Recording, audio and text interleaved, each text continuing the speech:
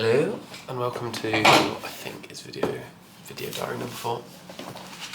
I've been naughty again and didn't do it on Friday, and so it is now Tuesday, and so I'm a bit hazy about what I actually did last week, but I've got my sketch book and my camera to remind me. Last week was 4 solid days in the workshop, no visiting people. It was like proper project time, which was really nice. Actually, I spent one of those days not in the workshop, but I was doing project stuff.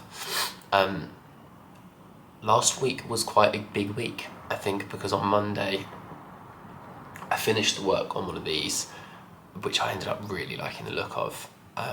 And so it was the first time where I felt like I built something that was sort of a decent size and visually finished like it was a sculpture, and I could imagine adding to it being an actual body of work as opposed to a test piece.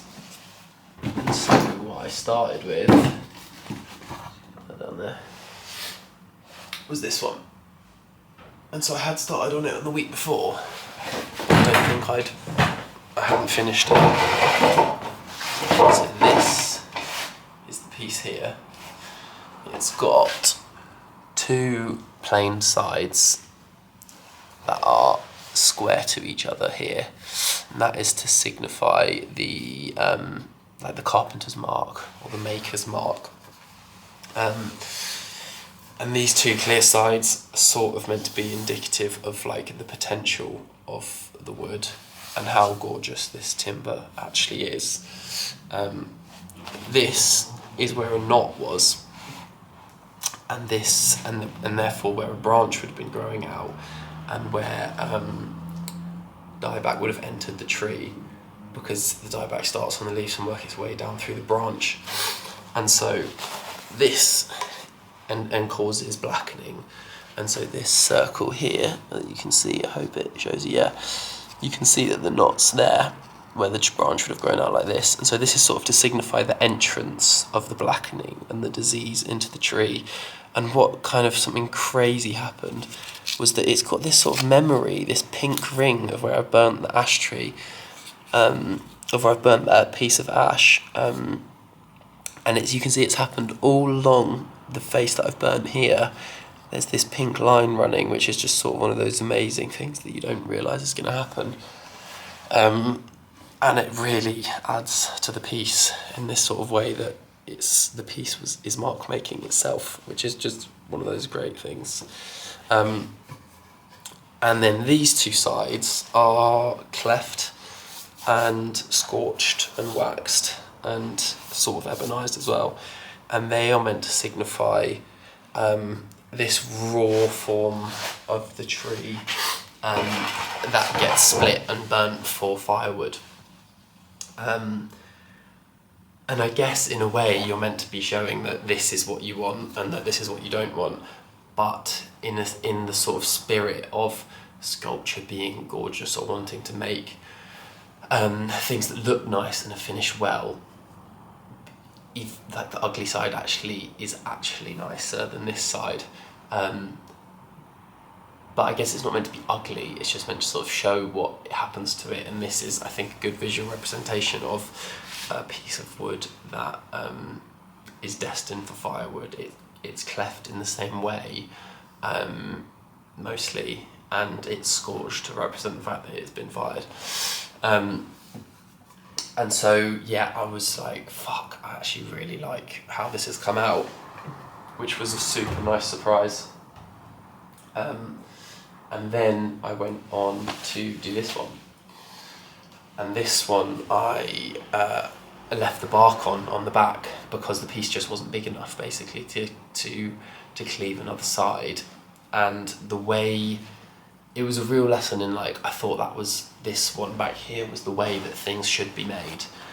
But actually, I think, as long as you are representing the right ideas, sort of changing the way that you do things to sort of communicate with what the wood actually wants is actually a really, like, true way of working.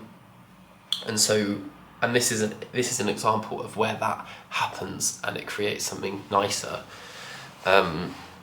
or different and nice. And so you can see I've cleft this bit here and scorched it to represent sort of the raw firewood element, and then I've planed these two faces to represent sort of the use of the timber and how we shouldn't be burning it, basically, or burning it all. And then there is one knot here that I have focused. Can you see it? Can you see it? There you go. That I've routed out, and you can see there's that same pink ring there, and then there's another knot there. And this one is really special because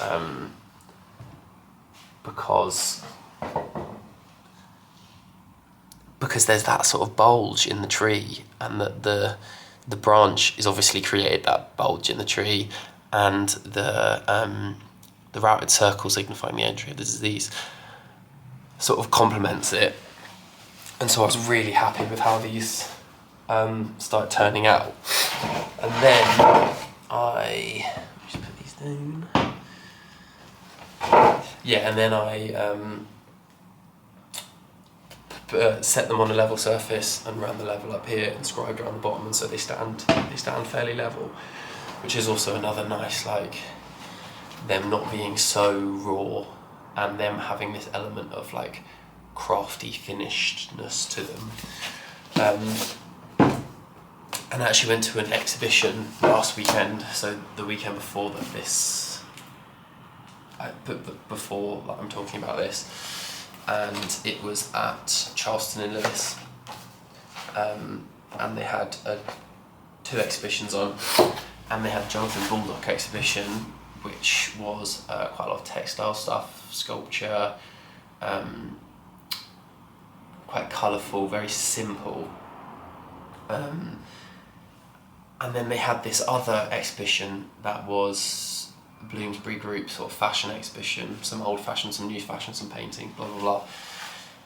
And they were like such completely different exhibitions, and it really highlighted me what sort of work, or if I was going to put an exhibition on, how I would want to exhibit the work, because it showed me what 2 very different bodies of work look like and how you interact with them.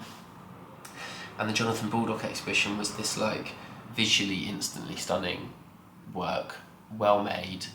You can appreciate it for the objects themselves without having to look too much into it, and you can almost understand what's going on without looking too much into it. And it was like this sort of joyful experience of walking around the exhibition, or just like really enjoyable. And the other exhibition, which was the Bloomsbury Group fashion one, was also enjoyable, but you had to do a lot of reading to sort of get out what you wanted, to get something out of it, I felt anyway. And it was sort of like quite intellectual, and I think it really highlighted this these 2 things that I think are necessary in it's really important for me for these objects to have a craft element, because even if you don't like the art, you can at least appreciate the fact that they've been made well. And I think that these are made well, and they're finished well, and they also look really nice, I think. And so it's cool to feel like I've filled that quota that I'd sort of set myself. Also finished sketchbook number 1, which is great. And then I moved on to this tree.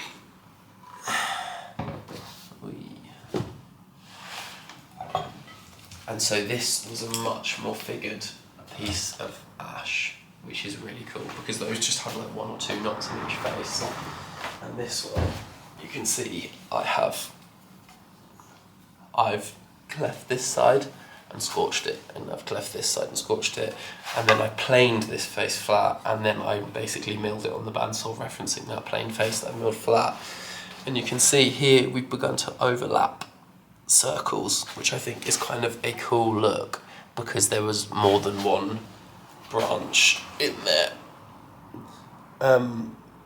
And I think that's going to really add like some sort of, I think it's going to show how gnarly dieback can be. It's not just like one of these two really like delicate little things in the tree that almost look nice.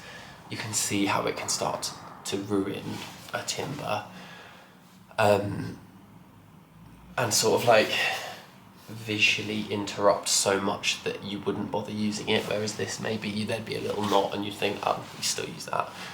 And so I'm really excited to finish this one.